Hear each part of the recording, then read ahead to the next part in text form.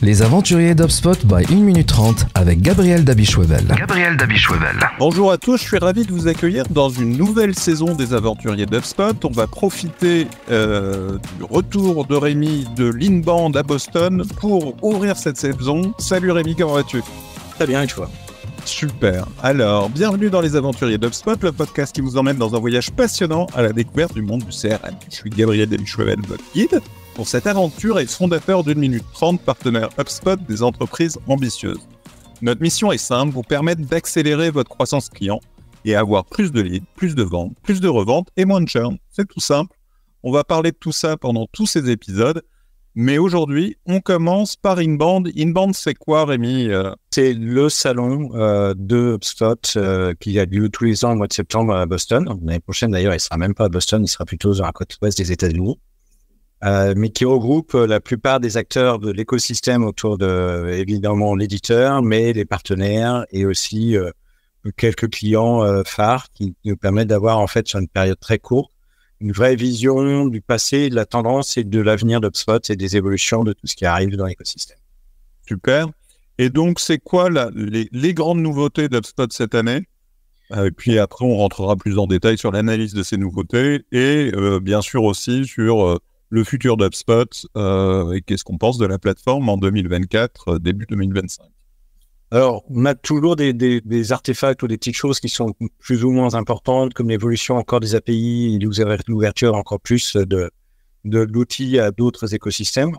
Mais en fait, en 2023, on avait un inbound qui était très orienté IA, mais dans le sens IA générative et en second plan IA prédictive, c'est-à-dire pouvoir générer du contenu avec de l'IA et pouvoir scorer en fait les leads dans le spot. Cette année, on est monté d'un cran. L'IA encore est toujours l'IA, comme beaucoup d'éditeurs, mais beaucoup plus orienté vers ce qu'on appelle le deep learning ou la connaissance et de l'information et surtout conversationnel. Et donc, un des gros mouvements d'HubSpot entre 2023 et 2024, ça a été de s'orienter vers toute l'intelligence conversationnelle. Et ça se traduit comment, cette intelligence conversationnelle ? C'est les chatbots, c'est les séquences de mails, c'est quoi d'autre ? Alors, c'est des chatbots, c'est des séquences de mails, c'est bien entendu des retours automatiques ou des réponses automatiques à des emails plus personnalisés. C'est là où c'est intéressant, c'est une tendance qu'on voit chez tous les éditeurs. Hein. Il y a un vrai sujet qui était le positionnement, l'évolution du positionnement des marketing automation d'un côté, qui était très canon à email. On a voulu faire des canons à email personnalisés, etc. Versus les CDP. On faisait pas mal de segmentation, les Customer Data Platform, on fait pas mal de conversationnel. Et conversationnel, on sait toujours à jamais dans quel côté on le met. Est-ce qu'on le met dans le marketing, est-ce qu'on le met dans la CDP, est-ce qu'on le met dans un outil sales. Et en fait, on voit que tous les canaux WhatsApp, tous les nouveaux canaux d'échange, SMS, WhatsApp et chatbot et autres, sont maintenant des vrais canaux conversationnels qui sont à la fois des canaux marketing, c'est-à-dire que le marketing conversationnel est une réalité aujourd'hui. Et on peut avoir des outils marketing qui engagent une conversation et qui, on voit ce que fait The Growth Machine, ce que font pas mal d'acteurs dans le marché. Et à la fois un vrai outil sales et d'aide à la vente. Et donc, c'est là où ça devient super intéressant, c'est que on voit la vraie évolution des métiers du marketing et de la vente, notamment B2B, qui commence à se rapprocher de plus en plus et dont la limite devient plus floue au cours du temps. C'est-à-dire quand on a un robot qui fait une vraie discussion de conversion d'un client, d'un prospect pour le convaincre sur un produit, pour soulever ou pour lisser tous ses doutes au fur et à mesure de la conversation, répondre à toutes ces questions, tous ces questionnements, etc. Qu'à un moment donné, il va savoir le passer à un commercial pour le finaliser, en fait. Eh bien, c'est vrai qu'on va bien au-delà du marketing pur, c'est-à-dire qu'on a l'argument au-dessus du fonds marketing qui va être généré par l'IA. Ça donne des choses super intéressantes. Deux questions qui reviennent. La première, un peu une reformulation de ce que tu dis, qui serait de dire que vu que l'IA va créer des conversations, produire des contenus, personnaliser des échanges, finalement, de façon automatique à la place et des marketeurs qui produisaient des contenus et en partie des commerciaux qui répondaient à des emails et qui créaient des conversations, on est en train de voir une forme d'amalgame entre le métier du marketing et de la vente, avec peut-être un distinguo qui serait de dire que le marketing garde sa dimension stratégique, d'analyse, de définition du positionnement, de définition des offres et des messages, et le commercial qui va garder le bout de la chaîne, à savoir plutôt le closing, la négociation, mais qu'entre les deux, tout ce qui était de l'ordre de la production de contenu, marketing, et derrière la production de conversations et d'échanges personnalisés qui amènent au closing, on a un gros amalgame de choses qui sont faites de plus en plus automatiquement, avec une surveillance de plus en plus faible de l'humain. Est-ce que c'est ça que tu veux dire ? Oui, ou encore, en fait, côté marketing, on va se concentrer sur la partie plan marketing opérationnel, temps client, temps produit, les temps forts, les marronniers, etc. Ce qui fait qu'il y a une vraie stratégie de communication qui reste réelle et qui reste nécessaire, indispensable. La bonne transformation, c'est pas l'IA qui va le faire pour nous et anticiper les vagues. Pas encore, peut-être un jour, mais pas encore. Et que les commerciaux vont se faire vraiment la réassurance derrière pour le closing et pour la finalisation. Et très clairement, il y a aussi encore un vrai travail sur cette partie-là et être capable de se challenger par rapport à la concurrence, être capable de lever tous les doutes. Là, il y a vraiment en fait un sujet d'expérience des commerciaux et que entre les deux, effectivement, l'IA va combler en fait entre guillemets une partie du travail qui consistait à faire de la prod pure et dure sur la partie, on va dire, contenu marketing et une partie de la prod pure et dure de l'argument commercial à l'origine. Mais pour autant, la vraie valeur elle devient dans le cœur du métier et au contraire, c'est là où on va faire la vraie différence. Pour creuser là-dessus, moi, ça fait 2 ans que je te connais à peu près, quasiment 2 ans, qu'on a déjeuné pour la première fois ensemble. Et je sais que c'était le début de l'IA et des discussions un peu plus fortes sur l'IA. Et dès ce moment-là, tu as toujours été très réservé sur l'IA avec un certain nombre de réserves, d'a priori. Qu'en est-il après ce salon InBound, après 2 ans qu'on parle de ChatGPT, que tout ça évolue? Qu'en est-il de ton sentiment sur l'IA, sur son usage effectif aujourd'hui et sur son usage demain combiné bien sûr au CRM. L'IA est un outil, mais pas une finalité. C'est-à-dire quand on commence à personnaliser l'IA, quand on commence à le personnifier, on va dire l'IA va prendre notre travail et que monsieur l'IA ou madame IA va venir, je pense qu'on a tort. Je pense que ça n'est qu'un outil, une assistance. Cette assistance devient de plus en plus performante. Pour autant, en fait, si tout le monde a la même IA, tout le monde a la même efficacité commerciale, et donc il n'y a plus de compétition, il n'y a plus de différentiel. Et en fait, le différentiel, il existe encore dans une partie de l'action humaine. Et c'est pas celui qui est le mieux équipé en IA qui va faire le plus de ventes demain. Donc en ça, je reste réservé dans le sens qu'IA n'est pas une fin, elle n'est qu'un moyen. Elle va changer beaucoup de choses. Elle va changer très clairement à court terme certains de nos métiers. Et donc, elle va automatiser un certain nombre des métiers. Mais pour autant, elle va pas changer le fond de ce qui fait que le positionnement d'une entreprise est différenciant par rapport aux autres. Le fait que derrière, on va aller travailler au quotidien et avoir une vraie stratégie. Donc, je pense qu'avant que l'IA soit stratégique, il y a encore du temps. Que l'IA soit productive aujourd'hui, au moins que côté IA générative, on a la preuve. IA prédictive, aujourd'hui, malheureusement, on n'a pas encore la preuve. C'est-à-dire qu'aucune IA n'aurait pu réagir correctement au Covid. Et donc là, il y a encore...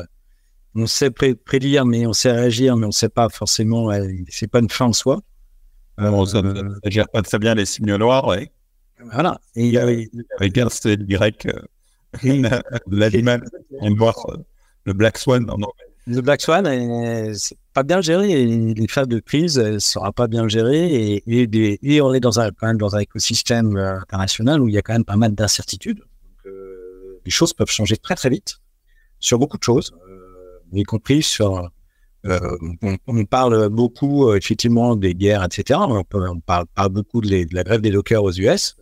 Demain, la grève des dockers peut changer complètement l'indice des prix de beaucoup de biens de consommation.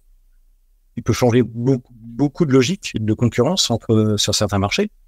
Donc ça, l'IA, c'est pas y répondre correctement. Elle va être du pur tactique là où il faudra de la stratégie. À après, plus ça va, plus effectivement, le test de Turing, on commence à avoir quand même un vrai doute sur le fait qu'on y arrive, avec effectivement, puisse confondre parfois une IA avec une personne. Je pense que le test d'Alan Turing, malheureusement, est réussi maintenant. Donc, on a bien passé des vrais gaps, mais ça reste pas une fin et qu'il y a encore énormément de choses à passer en termes de gap avant qu'on ait vraiment une finalité. Donc, l'IA, oui, comme Otini, l'IA comme finalité où je n'en suis pas encore convaincu et je reste réticent. Pour aller plus loin, moi, je retiens aussi de ce que tu as dit, 3 types d'IA dans un CRM. L'IA générative, qui était un peu saut 2023, avec la production d'articles, la production de posts, ce genre de choses, directement dans le CRM, mais finalement directement aussi dans le chat GPT.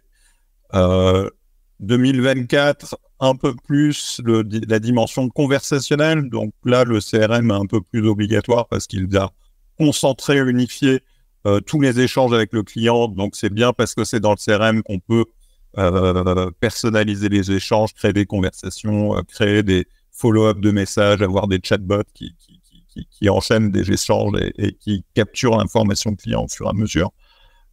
On a aussi parlé du prédictif. Et le prédictif, là, on a toute l'antériorité de ce qui a été fait dans le CRM, d'échanges de closing selon la nature. On commence à voir émerger des scores dans le nouvel HubSpot, mais c'est perfectible et c'est pas encore directement applicable. Même si ça donne des infos, ça peut donner un autre éclairage au commercial de ces chances de succès. Et tu parles aussi de cette IA deep learning.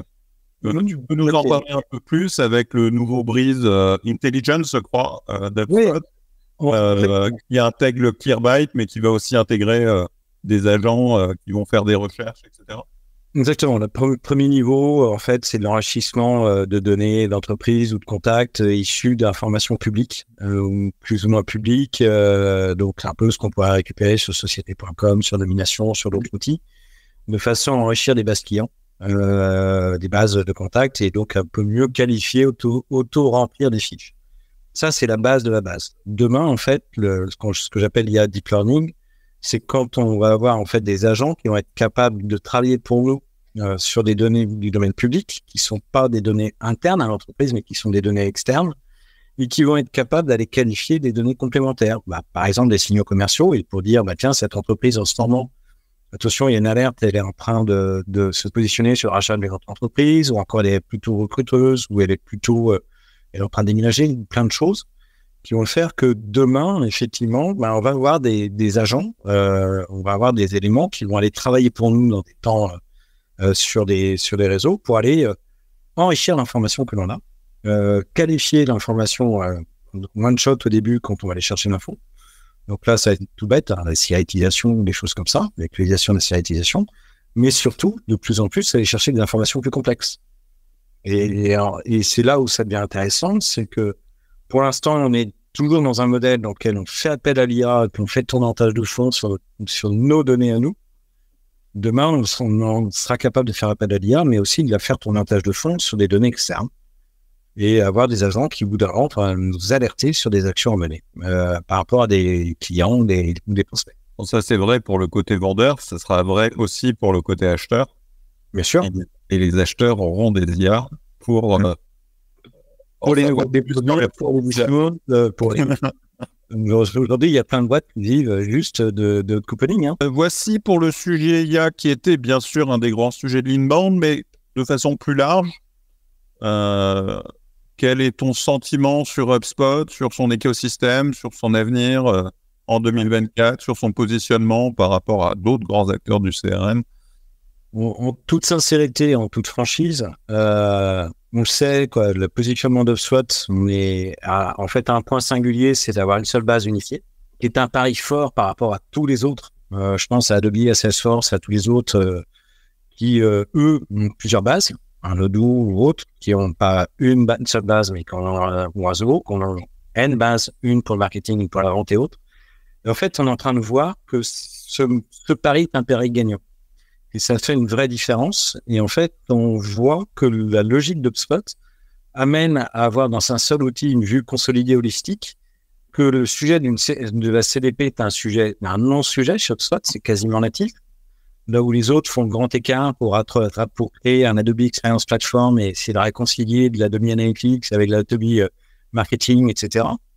Que d'autres, comme Salesforce, ont aussi des vrais enjeux de réconcilier l'ensemble et puis amènent en fait des éléments de part et d'autre à Einstein qui va aller travailler sur un Pardot, qui va travailler sur Lightning et qui va essayer de faire discuter tout ça ensemble pour avoir une certaine cohérence avec un MuleSoft derrière qui rame et qui continue à avoir en fait quelque chose qui est très indépendant, et sans parler de Tableau Software ou autre où la stratégie de Salesforce n'est pas très claire. Là, tu t'aperçois que HubSpot commence à passer des caps, dans le sens, c'est pas du tout un outsider, ça devient maintenant un leader, très clairement, sur tout l'écosystème, tant marketing que sales, que service, que la stratégie d'avoir une vue consolidée, de tout faire en interne plutôt qu'en acquisition brutale est une bonne stratégie, que la base unifiée est un vrai atout différenciant par rapport aux autres. Ouais, c'est un vrai atout sur ce qu'on vient de dire, à savoir le futur du CRM avec l'IA. Vu que la donnée est unifiée, l'IA peut l'utiliser de façon beaucoup plus intelligente, plus simple, pour réussir à personnaliser, etc. Il a nativement une base de connaissances beaucoup plus holistique que les autres. Donc, il a une pertinence plus forte. Donc, toujours content d'être partenaire HubSpot, reboosté pour cette année. Toujours content, c'est reparti pour un an. Et évidemment, une monde 2025 où je suis sûr qu'il se passera encore plein de belles choses. Super, merci beaucoup Rémi. Cet épisode des aventuriers d'HubSpot est terminé. J'espère que vous avez beaucoup appris avec nous. Si comme nous, vous pensez que le CRM est une aventure et qu'il faut être bien accompagné, contactez-moi chez 1 minute 30. Mais avant de partir, n'oubliez pas que l'expérience est meilleure lorsqu'elle est partagée. Alors après l'épisode, relayez vos découvertes d'autres aventuriers et n'hésitez pas à liker, à partager et à laisser un commentaire sur la plateforme où vous consultez ce podcast. Merci à tous. Salut. Vous pouvez réécouter tous les épisodes de notre podcast sur Spotify, YouTube et Deezer. Vous pouvez aussi visiter notre site web 1minute30.com.